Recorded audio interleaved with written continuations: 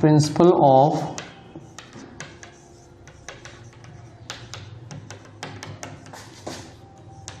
Galvanic cell.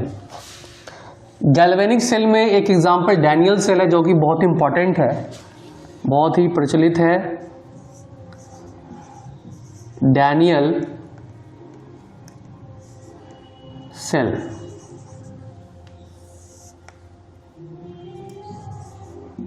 Daniell cell. So Daniell cell को सबसे पहले हम लोग उसका डायग्राम को प्लॉट करेंगे।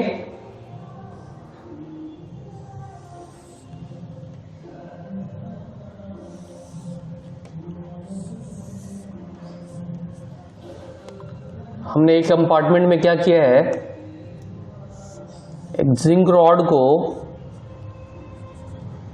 जिंक सल्फेट के सॉल्यूशन में डिप कर दिया है ना।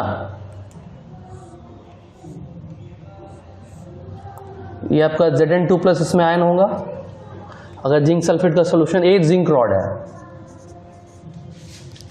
और एक कंपार्टमेंट हमने क्या किया, कॉपर रॉड ले लिया है और उसमें कॉपर सल्फेट का सॉल्यूशन डाला है।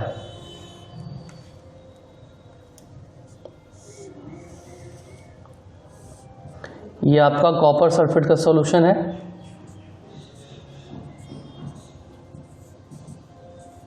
तो इसमें कौन सा आयन होंगे, Cu2+ होगा, क्यूप्रिक आयन, और एक कॉपर रॉड है। ठीक है, अभी हमने क्या किया, हमने एक ओपन स्विच, अभी स्विच को यहां पे एक स्विच लगाया है, उसको ओपन रखा है। ठीक है, और यहां पे एक वोल्ट मीटर लगा दिया हमने। ये वोल्ट मीटर है और साथ साथ हमने यहाँ पे एक गैल्वेनोमीटर लगा दिया है ना। थोड़ा इसको यहाँ पे, ठीक है, गैल्वेनोमीटर लगा दिया है।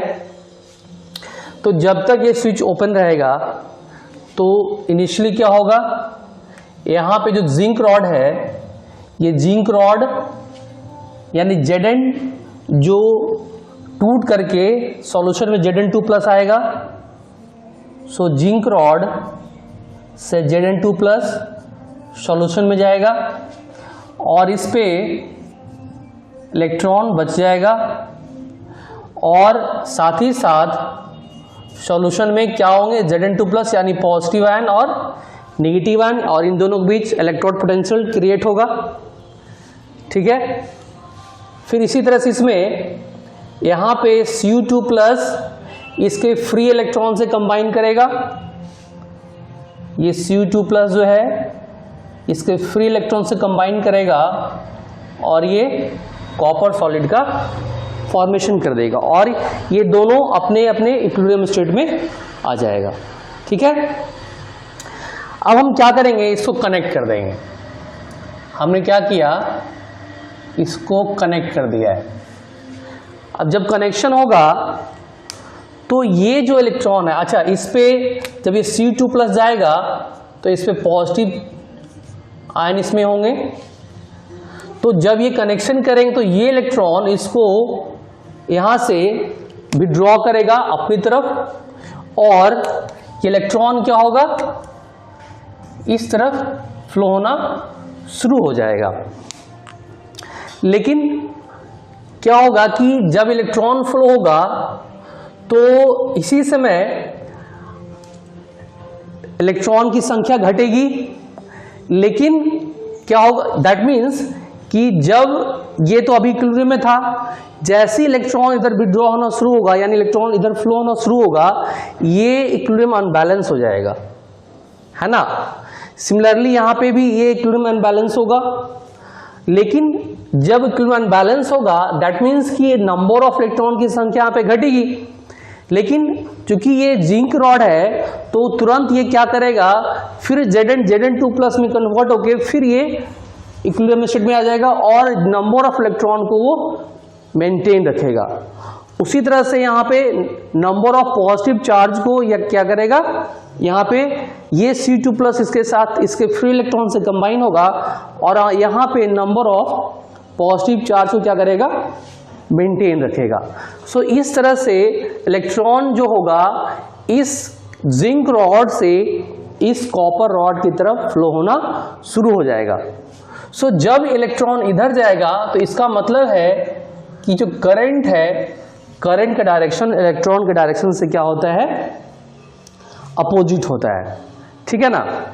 अब देखिए यानी कि यहां पे क्या हो रहा है, यहां पे इस लेफ्ट वाले कंपार्टमेंट में जो जिंक है वो ऑक्सीडाइज हो रहा है किसमें, Zn2+ में।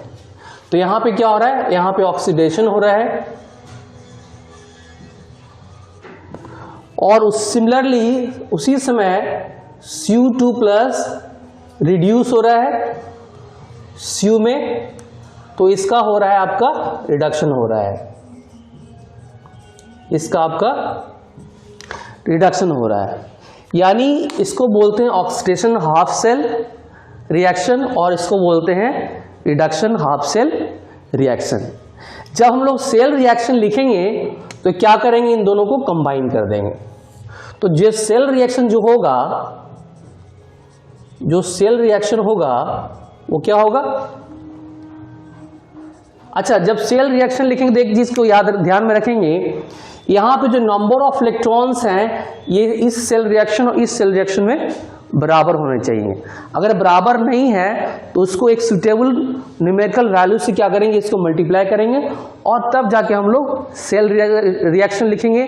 और ध्यान रखेंगे सेल रिएक्शन में कहीं भी इलेक्ट्रॉन का प्रेजेंट होना, कहीं भी इलेक्ट्रॉन नहीं होना चाहिए, यानी कहीं भी इलेक्ट्रॉन की उपस्थिति नहीं होना चाहिए। यानी क्यों नहीं होना चाहिए, आप जब इन दोनों इस हाफ रिएक्शन और इस हाफ रिएक्शन इलेक्ट्रॉन को बैलेंस करेंगे तो ये दोनों इलेक्ट्रॉन अपने आप क्या हो जाएगा, कैंसिल आउट हो जाएगा।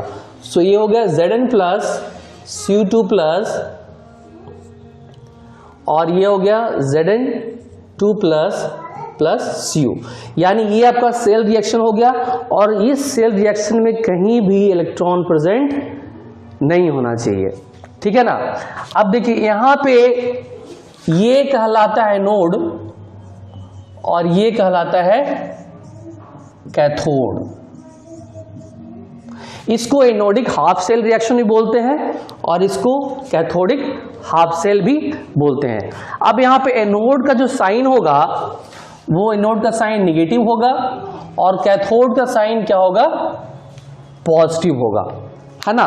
ये गैल्वेनिक रिएक्शन में ऐसा होता है, लेकिन इलेक्ट्रोलिटिक रिएक्शन में ऐसा नहीं होगा। इलेक्ट्रोलिटिक रिएक्शन में ये निगेटिव हो जाता है और ये पॉजिटिव होता है, लेकिन ऑक्सीडेशन दोनों में, एनोड उसमें और इसमें एनोड पे ऑक्सीडेशन ही होगा और उसमें एनोड कैथोड पे रिडक्शन ही होगा। यानी चाहे गैल्वेनिक शेल हो चाहे इलेक्ट्रोलिटिक शेल हो, एनोड पे हमेशा ऑक्सीडेशन होगा, कैथोड पे हमेशा रिडक्शन होगा। लेकिन अंतर क्या है, गैल्वेनिक शेल में एनोड निगेटिव चार्ज को रखेगा यानी निगेटिव प्लेट होगा और कैथोड में पॉजिटिव प्लेट होगा। इलेक्ट्रोलिटिक सेल में कैथोड निगेटिव प्लेट होता है और एनोड पॉजिटिव प्लेट होता है। ठीक है। अब देखिए गैल्वेनिक सेल रिएक्शन का जो सबसे बड़ा खासियत क्या है कि ये दोनों, ये एक्चुअली क्या हो रहा है, रिडॉक्स रिएक्शन हो रहा है। ये क्या हो रहा है, रिडॉक्स रिएक्शन हो रहा है और दोनों रिडॉक्स रिएक्शन सेपरेटली हो रहा है। ये अपने कंपार्टमेंट में हो रहा है और ये अपने कंपार्टमेंट में हो रहा है और हमने दोनों कंपार्टमेंट को क्या कर दिया है, कनेक्ट कर दिया है। यानी दोनों मिलके, दोनों हाफ रिएक्शन मिलके गैल्वेनिक सेल रिएक्शन का फॉर्मेशन कर रहा है या डैनियल सेल का फॉर्मेशन कर रहा है। सो गैल्वेनिक सेल क्या होगा कि रिडक्शन और ऑक्सीडेशन दोनों सेपरेट प्लेस में होना चाहिए। दोनों क्या होना चाहिए, सेपरेट प्लेस में होना चाहिए। ठीक है ना। तो ये आपका डैनियल सेल या कह सकते हैं गैल्वेनिक सेल की खासियत है ये। ठीक है। और इलेक्ट्रॉन का फ्लो किधर से किधर होगा, इसमें एनोड से कैथोड की तरफ और करंट कैथोड से एनोड की तरफ होगा, है ना। सो ये आपका जो इसका जो बेसिक वर्किंग प्रिंसिपल्स है आपका गैल्वेनिक सेल का, वो ये है। ठीक है स्टूडेंट, तो थैंक यू वेरी मच।